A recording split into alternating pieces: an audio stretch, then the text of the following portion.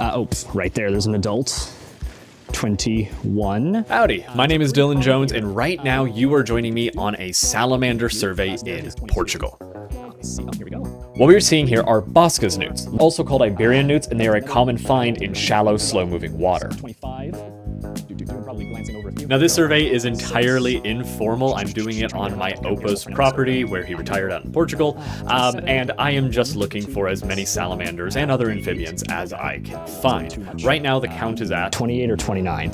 We're gonna go 28, we're gonna be conservative. This isn't a real study, this is just me goofing. Okay.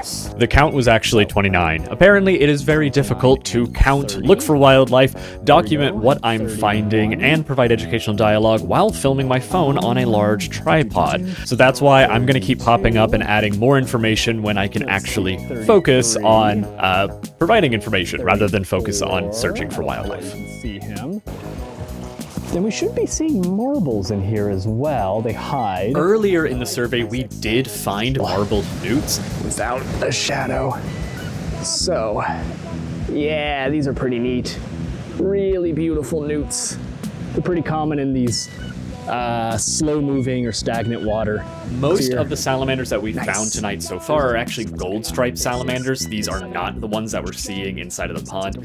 Here's some good examples of the gold-striped salamanders. These are by far the most common salamander we find on the property, and as you'll see later on in this video, they are basically everywhere. Little 49. God, there's so much more to look at. So we'll keep going over there, but let's use this as a moment for education. So these pools are really great, right? They provide relatively stable grounds for salamanders to rear up, eat, reproduce, like we mentioned. But another really important thing with these is that they allow them to disperse into new habitats. And you may be wondering how. This is a stagnant pool of water. It is not stagnant. We just mentioned that we had big rains. And what we can see from this pool, it is actually overflowing, right? And so what we actually see with these is that now these salamanders can follow these streams of water. And I don't know how well you can see it, but these streams will go all the way down into many different pools and into the larger riverbed. So these act very much like nurseries for newts and salamanders, ultimately allowing them to disperse into wider habitats. So they're actually critically important, for the development of the salamanders. And in fact, why don't we actually look at one of these? So again, these are largely Bosca's newts. I know there are marble newts in here. I just saw them the other day. But of course, they're just not out at the moment. So a little property description. The area is riverine, there is a riparian zone, there are waterways, obviously they're coming through here that we are actively looking at. However, in terms of usage, it is being used as a small hotel. The area is not pristine. In fact, we are in the orchard right now while we're looking inside of this pond. The orange trees are right above, and then the river area has been modified pretty extensively in the last 6 months. The area on the other side of the river has been historically used for monocrop agriculture, specifically eucalyptus trees. I actually have another video where I talk about that coming out soon.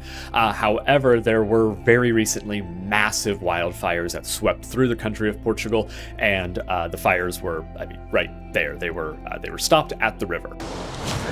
And so here is a wonderful example of what we're talking about. Just from this pool over here, we have these little pools of water that are flowing here.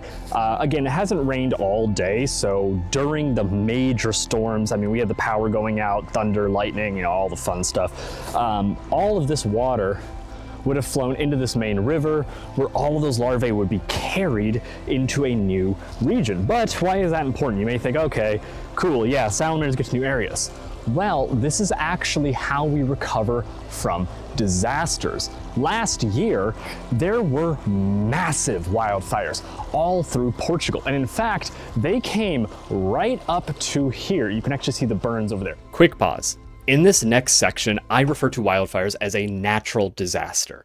And while editing, I couldn't shake the wrinkle that while they are a natural process, which can cause disastrous effects for humans, they are also made much more dangerous and damaging due to improper land management. So when humans don't take care of the land properly. Just want to let you know this is something I'm covering in an upcoming video, which will be coming out soon. So if you want to see that video, all you need to do is subscribe. Anyways, back to this video. Getting my feet wet. Okay, let me hike up my yeet, yeet, yeet, yeet, yeet. Okay, so what happens during periods of natural disasters? Well, we don't have to guess. There was actually a major natural disaster here. You could see the burn marks all through Portugal. Major wildfires spread through the country, and in fact, they went right up to this property line. They burned all the way to the river, and in fact, my Opa actually hosted a lot of the firefighters on his property. Oma made them a bunch of coffee and food, but of course, that destroys habitat for many of these salamanders that we're finding. But we're finding them, right? We are finding still dozens and dozens, and in fact, triple digits of salamanders. Well, those source populations were fine.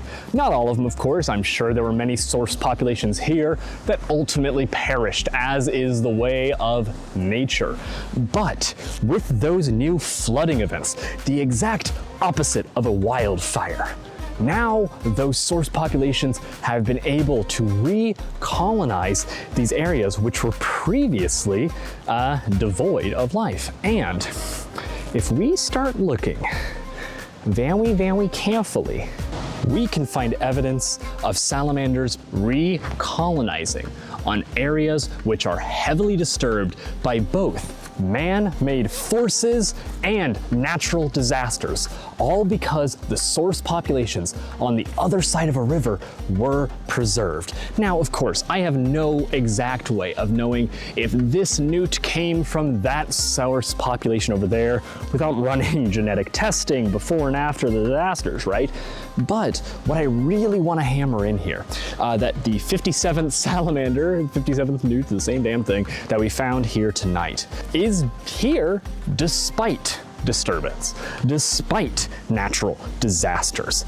And why? It's because even though individual populations, individuals themselves, may have been affected by drastic events, these salamanders will still survive because the interconnected web of populations across the entire landscape was conserved.